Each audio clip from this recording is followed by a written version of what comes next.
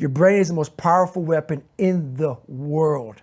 Once you put away your phones and your computers and all that shit we have nowadays, yeah, it's great.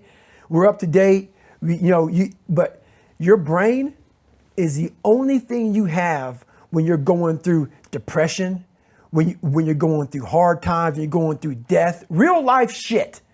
You can't Google that shit, man. You're alone.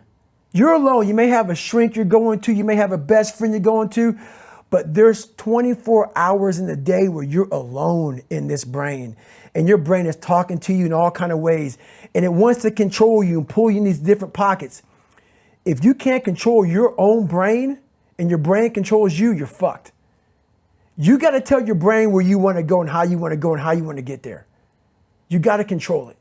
If not, it's over. It's over. And all I knew back then was hard work. The only way anything gets accomplished. That's all I heard back in those days. You got to work hard. You got to work hard. I'm not getting I can't get this paragraph. I can't remember what the fuck's in this paragraph to pass this test to get in the military. Read again. Still not getting it. Read again. But if you're not getting it, write it out. And that's how I started learning. Okay, well, I got to write out every fucking thing I do. And then write it out again and write it out again. And guess what happened? I got it. I got it. I can't swim. I'm negative buoyant. Go back again. I can't swim. Go back again. Go back again. Go back again. I got it. I realized if I keep going back and going back and going back until the shit just becomes, your mind will say, fuck, okay, we're going to figure it out. It'll find a way. Because he is not going to stop. It's not like I'm going to try one more time. No, it's just like alarm clock goes off, boop, we're going back. I can't read right, we're going back. I gave myself no way out, and my mind realized that. They said, okay, we're going to adapt and overcome now. Like a lot of people say, like when I say trying hard, your mind knows, man. It knows this guy's bullshitting me, man. This guy's lying. There's no truth behind it. When I was in Navy SEAL training, people go, how were you there for 18 months? The program was only 6 months long. You were in 3 hell weeks in 1 year. No one's ever done that. How did you do that? I talk about the new norm. When I lived in a $7 a month place when I was growing up for a short period of time, I loved it. I didn't know any different.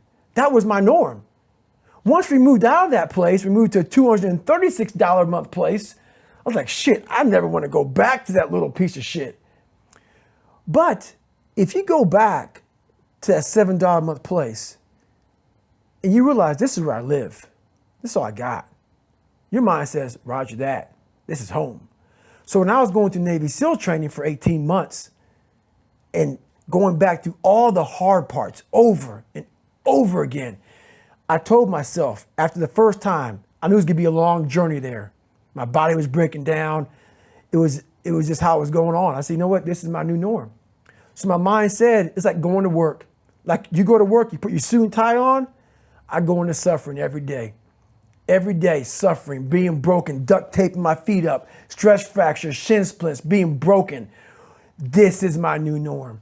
And your mind says, if we're not broken, this ain't normal. We gotta be broken. So then your mind starts to get tougher and tougher and more callous. People go, how'd you run on broken feet? Broken shins. My mind knew this is how we operate. We're in Navy SEAL training. This is what we are. I became hell. And that became my new norm. I gave myself no way out. There was nothing outside these walls of hell. Nothing. I loved God, but for a short period of time, I became the devil because that was hell. I became the boss, the owner, the CEO of Navy SEAL training. That was my mindset. And that's how you get through things. You immerse yourself in wherever it is, and you become that. You become that and give yourself no way out. The scariest thing in the world about that, and I have to always tell you this, man, because people hear my story and think this guy is sadistic. I realize how the brain works. I figured out how the brain works. I'm a scared kid, and that's what gives me so much power. I had no foundation, and I built this off of just researching the mind. the feeling you get is basically invincibility. You realize that you can't do it all the time.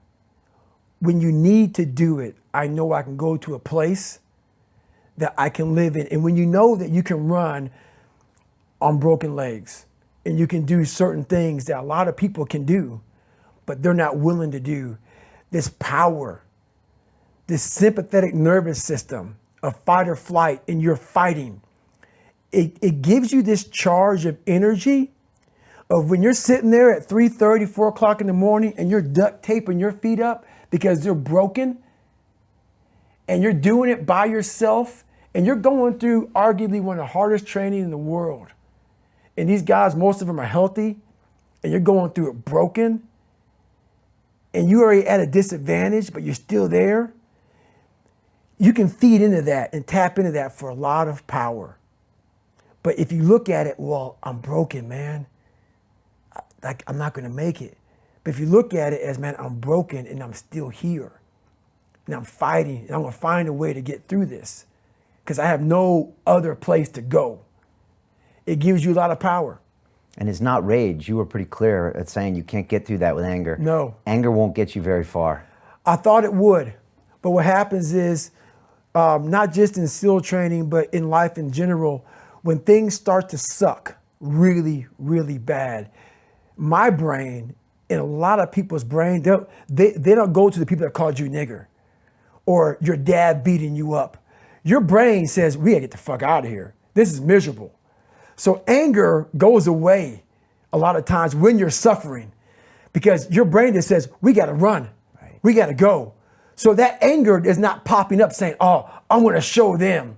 I wanna show those people. No, there has to be a much deeper, and when I say deeper, it has to be down to mineral soil.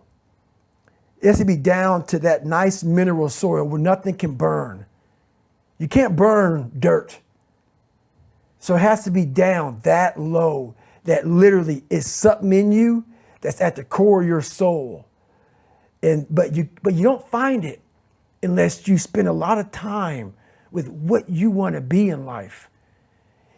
I can't give that to you. Right. You can't give it to somebody.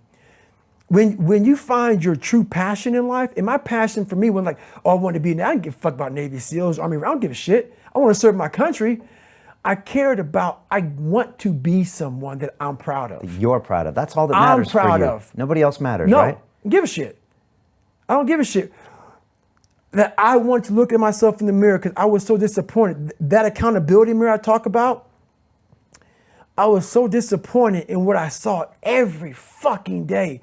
I wanted everybody to love David Goggins. And a lot of people did. I didn't love myself. But I knew a lot of us want to find peace first. So people say, man, you always talk about this suffering and pain and shit. I'm at peace right now because I went through that. Right. You don't find peace first. If you do, Merry Christmas. More power to you. More power to you. I found peace on the opposite end of finding myself. And no one really finds themselves without going through trials, tribulations, suffering, accountability. And accountability is suffering. Being accountable every fucking day for doing right for yourself, for the people next to you, it's miserable. It's hard. That is suffering in miserable. Disguise, right? Suffering. It's miserable. So, even the smallest details. So that's where it comes.